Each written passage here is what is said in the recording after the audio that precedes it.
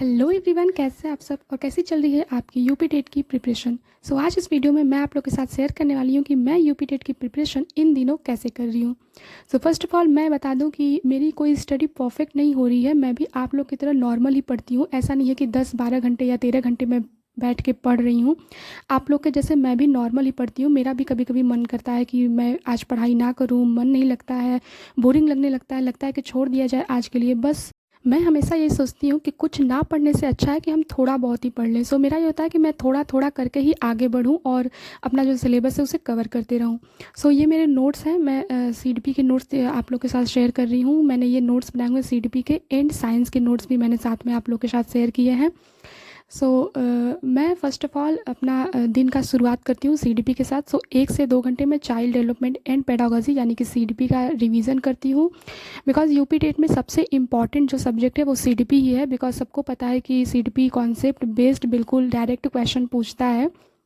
एक तरह से कह सकते हैं कि स्कोरिंग वाला जो सब्जेक्ट है वो सीडीपी बिल्कुल हो सकता है। बिकॉज़ हम अगर सीडीपी बहुत ही अच्छे से पढ़ लें, उसका रिवीजन अच्छे से कर लें, हम डायरेक्टली स्कोरिंग कर सकते हैं सीडीपी में और अच्छी स्कोरिंग कर सकते हैं। मैं जब भी मॉक देती हूँ तो मेरे 27 प्लस ही आते हैं सीडीपी में। इस बात से तो खुशी है कि अच्छा खासा चल रहा है मेरा सीडीपी। एंड देन मैं रिवाइज़ करती हूँ अपने साइंस सब्जेक्ट को। हमें पता है कि साइंस और सीडीपी दो ऐसे सब्जेक्ट हैं जो बहुत ही ज़्यादा रट्टा मारने की ज़रूरत है हमें। बहुत सारे थ्योरीज ऐसे हैं जो हमें रट कर ही, याद कर ही पता चलेंगे। ऐसे हम उसे डायरेक्टली अपने दिमाग से नहीं कर सकते। साइंस और सीडीपी हमें रटने की ही ज़रूरत है। इसलिए मैं साइंस और सीडीपी पहले पढ़ती हूँ। एंड मेरे रिवीजन का रूल थोड़ा सा अलग है। मैं सुबह 1 से 2 घंटे रिवाइज करती हूँ। उसमें मैं 2 से 3 चैप्टर रिवाइज कर लेती हूँ।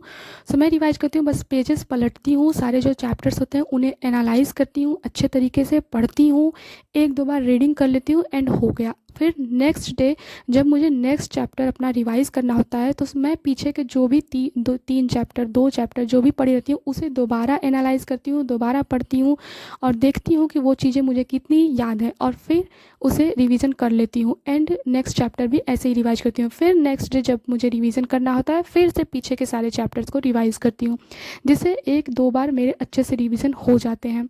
1 से 2 चैप्टर पीछे के ज़रूर रिवाइज करती हूँ, तब जाके मैं नेक्स्ट चैप्टर पे पढ़ती हूँ।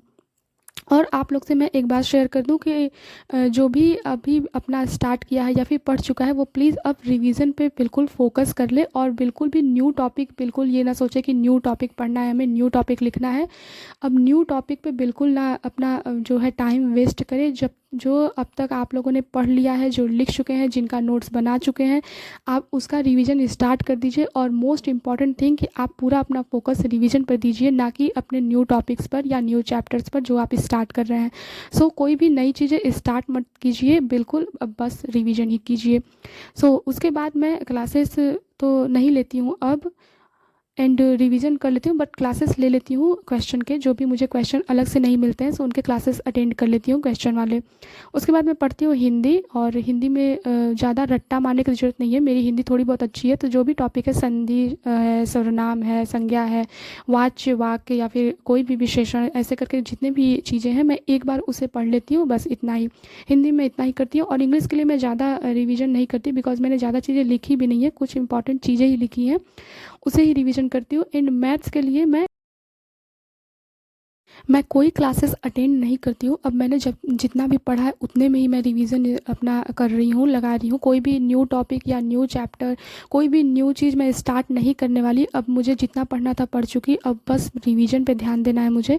मैं अब बस रिवीजन पे ध्यान दे रही हूँ। एंड कोशिश कर रही हूँ कि मैं एक हफ्ते में, 1 वीक में एक मॉक टेस्ट ज़रूर लगाऊँ। और PYQs और प्रैक्टिस सेट तो मैं कर ही रही हूँ साथ में, बट मॉक टेस्ट मैं एक ज़रूर दे दूँ और PYQs भी 1 या 2 कर ही दूँ। ऐसे ही मेरी स्टडी चल रही है। मैं रिवीजन पे ज़्यादा ध्यान दे रही हूँ और आप लोग से भी रिक्वेस्ट कर रही हूँ कि आप लोग रिवीजन पे ज़्यादा ध्यान दीजिए। एंड कमेंट में ज़रूर बताइएगा कि आपकी स्टडी कैसी चल रही है और आपने अभी मॉक टेस्ट दिया या नहीं, कितने स्कोर बन रहे हैं आपको, मेरे साथ शेयर ज़रूर कीजिएगा। अगर वीडियो पसंद आई हो तो लाइक, सब्सक्राइब और कमेंट करना बिल्कुल मत भूलिएगा। मिलते हैं नेक्स्ट वीडियो में, नेक्स्ट स्टडी ब्लॉग में अपने नेक्स्ट टॉपिक के साथ। तब तक के लिए tata, bye bye, take care.